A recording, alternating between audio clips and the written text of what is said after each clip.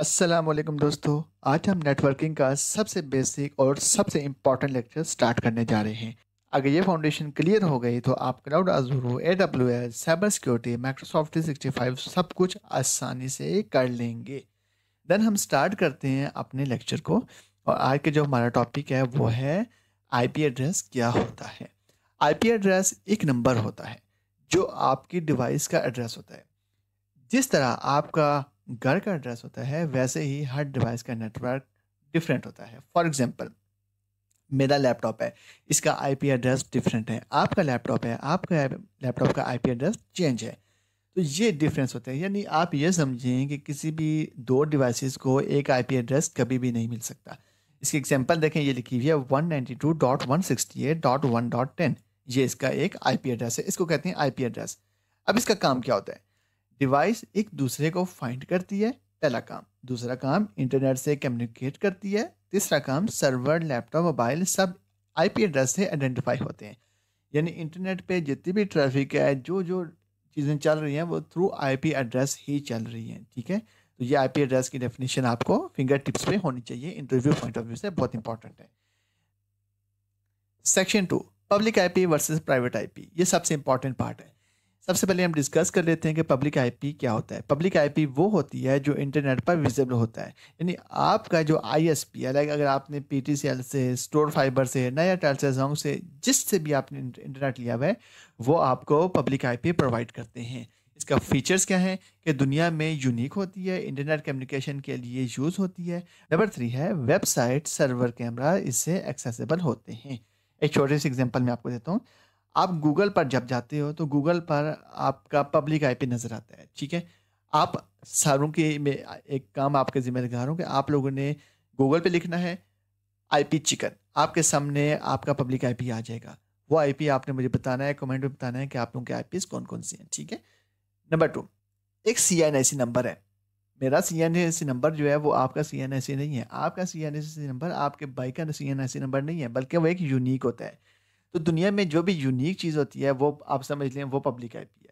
ठीक है, इंटरनेट पर आइडेंटिफाई उसी के थ्रू हम कर सकते हैं। ये हो गया पब्लिक आईपी, जो कि हर आप गूगल पे जब भी लिखेंगे आईपी चिकन तो आपको जो भी आईपी नज़र आएगा वो बेसिकली पब्लिक आईपी होगा।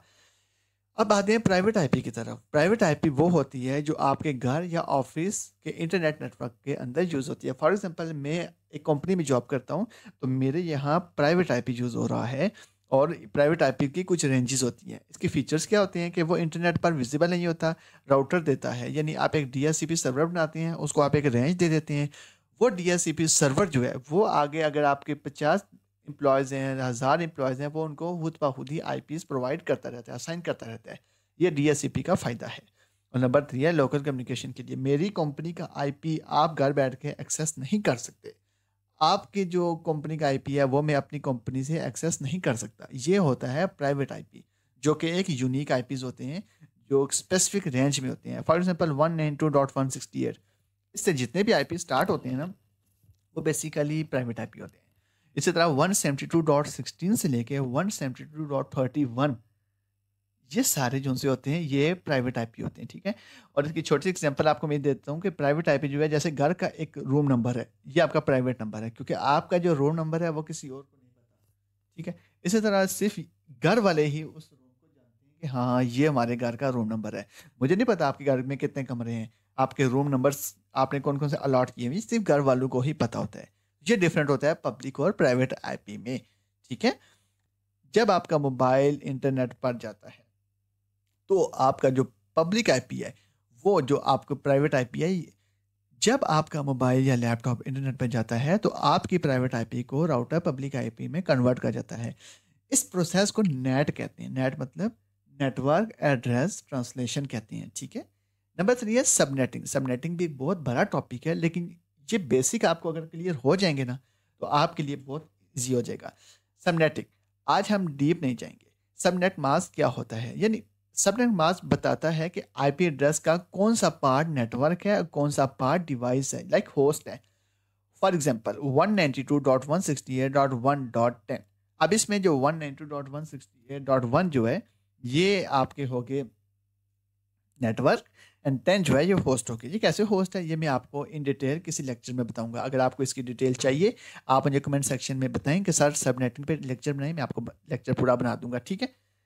आगे चलते हैं। नंबर 4 है डीएनएस, डोमेन नेम सर्वर। बहुत इंपॉर्टेंट है डीएनएस। किसी भी कंपनी में अगर नहीं है तो समझे कि वो कंपनी बहुत सारी प्रॉब्लम से गुजरी है, क्योंकि बहुत सारे आईपीज होते हैं। लाइक google.com है, अब गूगल का एक आईपी है, अब हर किसी को उस आईपी का नहीं पता। हमने कभी गूगल का आईपी लिख के थोड़े ब्राउज किया, हम तो डायरेक्ट क्रोम में गूगल लिखते हैं google.com तो गूगल खुल जाता है। लेकिन अगर हम यही आईपी लिखें ब्राउजर पे तो गूगल खुल जाएगा। लेकिन आईपी याद करना मुश्किल है, नेम याद करना आसान है। तो ये डीएनएस का काम होता है। डीएनएस वो सिस्टम है जो नेम को आईपी में कन्वर्ट करता है। नंबर 5 डीएससीपी, ये ऑटोमेटिक आईपी असाइन करते हैं। डीएससीपी का काम होता है कि आपके डिवाइस को ऑटोमेटिकली आईपी एड्रेस देना। अगर आपको ये भी डीएससीपी सर्वर बनाना सिखाऊं, अगर आप ये चाहते हैं तो आप मुझे कमेंट में बताएं, मैं आपको ये पूरा डीएससीपी सर्वर बनाना बताऊंगा। और कैसे हम जब सर्वर बनाते हैं तो वो 10 कंप्यूटर्स को कैसे ऑटोमेटिकली आईपी असाइन कर देता है। ये बहुत एक इंटरेस्टिंग लेक्चर है, ठीक है। अगर डीएससीपी ना हो तो हर डिवाइस को मैन्युअली आईपी देना पड़ जाता है। नेटवर्क बहुत स्लो होता है, एरर बहुत ज़्यादा होते हैं। यानी अगर आपके यहाँ पे 1000 एम्प्लॉयज़ हैं और हर एम्प्लॉय के पास आप जा जाके उसको मैन्युअली आईपी देंगे तो ये तो बहुत मुश्किल काम है। आपका तो पूरा दिन क्या महीने गुजर जाएंगे इसमें। आप एक डीएससीपी सर्वर बनाते हैं, उसको रेंज दे देते हैं कि 1000 2000 3000 एम्प्लॉयज़ हैं, उनको आईपी देना है। डीएससीपी सर्वर ऑटोमेटिकली वो आईपीज देता रहता है, ठीक है। डीएससीपी का काम क्या होता है, यहाँ जो मैंने लिखा है मैं वो भी आपको बताता हूँ कि ये आईपी देता है, गेटवे देता है, डीएनएस एड्रेस देता है और लीज टाइम सेट करता है। जब आप मोबाइल या वाईफाई से कनेक्ट करते हो तो आपको ऑटोमेटिकली आईपी मिल जाता है। ये डीएससीपी का काम होता है। और नंबर 6 है सेक्शन गेटवे। गेटवे क्या चीज़ होती है, मैंने किसी कंपनी से लाइक पीटीसीएल कर लेते हैं, मैंने उससे एक नेटवर्क लिया, ठीक है, एक उनसे मैंने इंटरनेट लिया। जब उन्होंने मुझे इंटरनेट दे दिया तो इंटरनेट देते हैं जब, तो बेसिकली हमारी जो मोबाइल का आईपी है वो बेसिकली हमारा आईपी है, लेकिन हमारे जो राउटर का आईपी है वो बेसिकली हमारा गेटवे है। ये आसान याद रखना है आपने, ठीक है। जो आईपी हमारे राउटर को मिला हुआ है वो हमारा गेटवे है, और जो हमारा मोबाइल का आईपी है वो हमारा आईपी है, ठीक है। गेटवे का मतलब ये होता है कि मोहल्ले को एग्जिट, यानी आप किसी भी मोहल्ले में रहते हैं उसका जो एग्जिट गेट होता है ना, यहाँ से निकलना है, वो बेसिकली गेटवे होता है। तो इंटरनेट की दुनिया में भी यही होता है कि इंटरनेट एक जगह इंटर होता है और एक जगह से एग्जिट होता है। तो वो जो मेन इंटर और एग्जिट पॉइंट होता है उससे कहते हैं गेटवे, ठीक है। अब सेक्शन 5 को हम जरा क्विक रिकैप कर लेते हैं। इसमें हमने पढ़ा आईपी एड्रेस। इसका काम होता है डिवाइस के एड्रेसेस देना। पब्लिक आईपी ये इंटरनेट पर विजिबल होते हैं, और प्राइवेट आईपी ये घर ऑफिस के अंदर होते हैं, ठीक है। उसके बाद आता है सबनेट, ये नेटवर्क का ब्रेकअप होता है। डीएनएस मतलब आईपी को नेम में कन्वर्ट करना या नेम को आईपी में कन्वर्ट करना। डीएससीपी का पर्पस होता है ऑटोमेटिकली आईपी असाइन करना, और गेटवे का मतलब होता है इंटरनेट एग्जिट पॉइंट, ठीक हो गया। ये मैंने आपके लिए एक सिस्को पैकेट ट्रेसर निकाला हुआ है। यहाँ से हम ले लेते हैं एक राउटर, ये हमने यहाँ से राउटर ले लिया। अब देखें ये राउटर पे जब हम क्लिक करते हैं ना तो यहाँ CLI मोड में कॉन्फ़िगरेशन ये सारी चीज़ें होती हैं। यहाँ से हम ले लेते हैं एक पीसी, ये पीसी ले लिया। हम चाहते हैं मैं इस पीसी को एक, ये देखें आईपी कॉन्फ़िगरेशन में गए। अगर आपका डीएससीपी बना हुआ है तो आपने डीएससीपी सेलेक्ट करना है, नहीं तो स्टैटिक। मैं चाहता हूँ मैं इस सिस्टम को एक आईपी देना चाहता हूँ, जैसे 192.168.10.1, ठीक है। सबनेट मास्क उसने दे दिया, और गेटवे बल्कि मैं इसको आईपी देता हूँ 10.5, ठीक है। और गेटवे में इसको दे देता हूँ 192.168.10.1। ये मैंने अपनी इसको कंप्यूटर को आईपी दे दिया, ठीक है, मैनुअली, ठीक है। अब हम इसको क्लोज कर देंगे। दूसरा सिस्टम लेंगे, यहाँ पे रखा, इसको हम दे देते हैं आईपी डेस्कटॉप आईपी कॉन्फ़िगरेशन 192.168.10.5 दिया था, हम इसको 6 दे देते हैं। सबनेट मास्क आ गया, और गेटवे हमने क्या दिया था 192.168.10.1, क्लोज कर दिया। अब हम यहाँ से एक उठाते हैं पैकेट, ये पैकेट होता है ये वाला, ठीक है। इसको हमने इस पे क्लिक किया, देन इस पे क्लिक किया, क्या हो गया, फेल हो गया। हमने इसको एक लगानी है वायर, ये हमने लगाई इसको। अब देखें पैकेट को उठाया, इस पे रखा, इस पे रखा, नीचे क्या लिखा हुआ है सक्सेसफुली। वजह क्या हुई? एक ही नेटवर्क बन गया, एक ही गेटवे है, सब कुछ एक हो गया। लेकिन मैं अगर यहाँ पे एक सिस्टम उठाता हूँ, ये, अब इसको मैं आईपी डिफरेंट दे देता हूँ। लाइक मैं इसको दे देता हूँ 172.19.0.5, ठीक है, और इसका गेटवे लिख देता हूँ 172.19.0.1। अब मैं इसको क्लोज करता हूँ। अब आप मुझे कमेंट में बताएं, क्या ये पिंग होगा? हरगिज नहीं होगा। क्यों? क्योंकि इसका जो गेटवे है, इसका जो आईपी है, वो तो टोटली चेंज हो गया। हम इसको वायर से कनेक्ट करेंगे, देखिएगा अभी ये ब्लू है ना, अब जब हम इसको इससे कनेक्ट करेंगे, this cable can not be connected, ठीक है। वजह बताएं मुझे, वजह बता सकते हैं हम? नहीं बता सकते। वजह यह है कि पीसी में एक ही पोर्ट होती है, ठीक है। हमने इसको कैंसिल करना है, यहाँ से हमने क्रॉस करना है, इस केबल को कट करना है, ठीक है। अब हम जरा इन दोनों को आपस में कनेक्ट करते हैं और देखते हैं कि ये पिंग होते हैं। अभी देखिएगा, अभी एक ये टेस्टिंग है, ठीक है, आपने इसको लाजमी करना है। देखें क्या लिखा हुआ है? फेल। वजह, क्योंकि इन दोनों का आईपी डिफरेंट है। ये 192.168 वाली रेंज है और ये 172.19 वाली रेंज है। ये देखें, आपको नजर आ रही होगी यहाँ पे, ये देखें, ठीक है। कभी भी डिफरेंट रेंजेस वाले जो आईपीज होते हैं वो आपस में पिंग नहीं करते। तो इसलिए जो कंपनीज होती हैं वो प्राइवेट एड्रेस इसलिए बनाती हैं कि वो सिर्फ उसी कंपनी में ही काम करे, बाहर ना काम करे, ठीक है।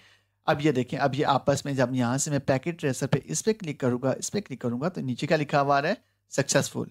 क्योंकि इनके आईपीज भी सेम है, इनके गेटवे भी सेम है, सब कुछ सेम है, ठीक हो गया। तो ये हो गया है हमारी थोड़ी सी कन्फिग्रेशन। इन केस आपकी क्वेरी है, अगर आपको कुछ ये समझ नहीं आई पैकेट ट्रेसर के हवाले से, आप मुझे लाजमी बताइएगा कमेंट में, ठीक है। हम ज़रा एक दफ़ा इसको पिंग भी कर लेते हैं, लेकिन पहले हम उससे इसका आईपी देखते हैं। इसका आईपी हमने क्या दिया था? 10.6। अब हम ज़रा पिंग करते हैं यहाँ बैठ के, सॉरी, कमांड प्रॉम्प्ट में, कि ये पिंग भी हो रहा है कि नहीं। 192.168.10.7, आई थिंक 7 था, 6 था, ये देखें 6 था। ये देखें पिंग हो रहा है, इसका मतलब होता है कि पैकेट रिसीव हो रहा है, दोनों डिवाइसेस आपस में कम्युनिकेट कर रही हैं, पैकेट भेज रही हैं, ये बेनिफिट होता है। और अगर हम यहाँ बैठ के इसको पिंग करें, इसका आईपी है 10.5, हम ज़रा इसको पिंग करते हैं 172.19.10. सॉरी 172 में बार बार लिख देता हूँ, 192.168.10.5। ये पिंग करना चाहिए। अगर इसने नहीं किया, इसका मतलब है कि यहाँ कोई मसला है, चेक करें। हो गया ना पिंग? ये बेनिफिट होता है, ठीक हो गया। और ये आप सब ने इस लैब की प्रैक्टिस करनी है। अगर आपको कुछ चीज़ समझ नहीं आती, आपने मुझसे लाजमी पूछना है, मैं आपको एक एक चीज़ डिस्कस करूँगा, ठीक है। तो अगर आपको किसी भी लेक्चर पे आपको कोई टॉपिक पे वीडियो बनवानी है तो आप मुझे लाजमी बताइएगा, ठीक हो गया। तो दोस्तों ये था डे 1 का फुल लेक्चर। अगर ये क्लियर हो गया है तो आप नेटवर्किंग, क्लाउड सिक्योरिटी, अज़ूर या माइक्रोसॉफ्ट 365 सब बहुत आसानी से सीख लोगे। अल्लाह हाफिज़। मिलते हैं डे 2 के लेक्चर में, जिसका नाम होगा active directory basics. Thank you so much for watching. अल्लाह हाफिज़।